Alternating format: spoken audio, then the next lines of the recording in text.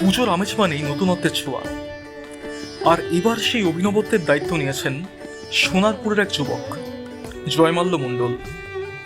একেবারে অন্যরকম ভাবনায় তৈরি করেছেন দুর্গা প্রতিমা, তাও আবার তেজপাতা দিয়ে। শুনতে অবাক লাগছে, তাই না?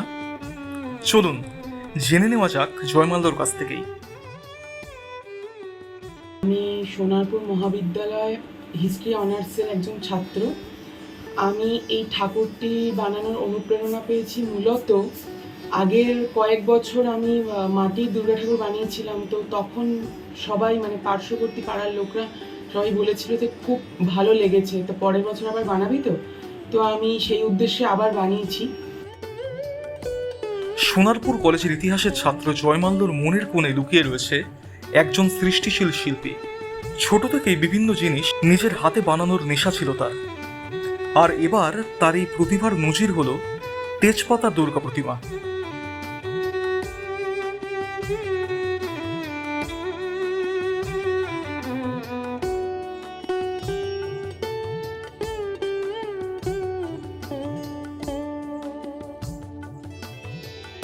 তেজপাতার তৈরি এই প্রতিমা শুধু দুর্গা নয়, একচালার প্রতিমায় জায়গা পেয়েছেন মা লক্ষ্মী, গণেশ, কার্তিক, সরস্বতীও। এমনকি অসুরও বানানো হয়েছে তেজপাতা দিয়েই। ভাবতে পারছেন কেমন নিখুঁত হাতের কাজ হতে পারে? এটা দুর্গা ঠাকুর, এইটা লক্ষ্মী ঠাকুর, এটা সরস্বতী ঠাকুর, এটা গণেশ ঠাকুর, আর এটা কার্তিক ঠাকুর।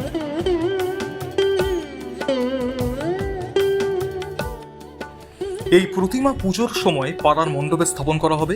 জানা গেছে প্রতি বছরই জয়মাল্যর বানানো প্রতিমায় পুজো হয়, তবে এই বছর জয়মাল্যর লক্ষ্য আরও বড়।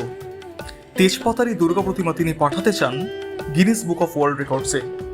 এটা পুজোর কদিন তো মণ্ডপেই থাকবে, পাড়ার মণ্ডপে, আর তারপরে এটা আমি ইন্ডিয়ান বুক অফ রেকর্ডসে দেব। এই প্রথমবার নয়, বছর তিনেক আগে মাটি দিয়ে বানিয়েছিলেন প্রথম দুর্গা প্রতিমা, তাও নিজের হাতে, একেবারে খেয়াল খুশিতে। পরের বছর দেশলাই কাঠি দিয়ে প্রতিমা বানিয়ে চমকে দিয়েছিলেন এলাকাবাসীকে। আর এবার সেই ধারাবাহিকতায় তেজপাতা দিয়ে বানালেন দেবী দুর্গা। ব্যুরো রিপোর্ট এই মুহূর্তে।